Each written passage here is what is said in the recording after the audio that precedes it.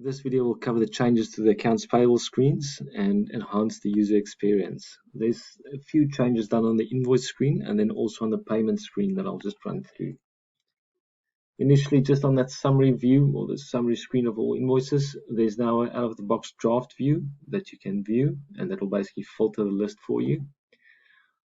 Within the invoice screen, the invoice number has been moved to the top, the status has been moved to the summary ribbon, the place this invoice on hold has been moved up, and then the currency and tax information is now displayed as collapsed, so it just makes that screen a bit more fluent.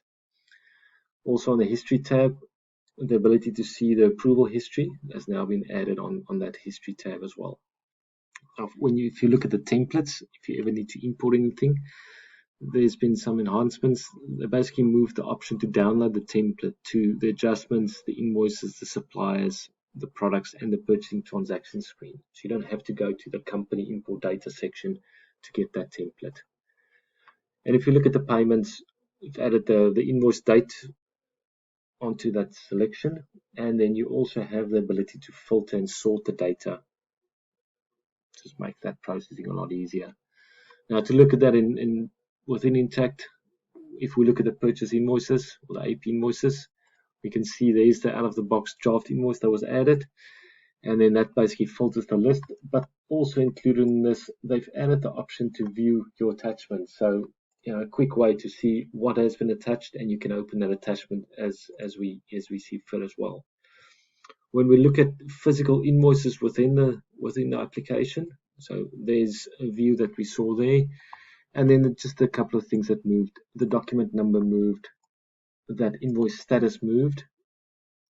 We have the ability to move that AP invoice on hold, and as I mentioned as well, we've got that tax information that's now collapsed. So you can see we can still expand that, but it is collapsed and it's available just by opening it up.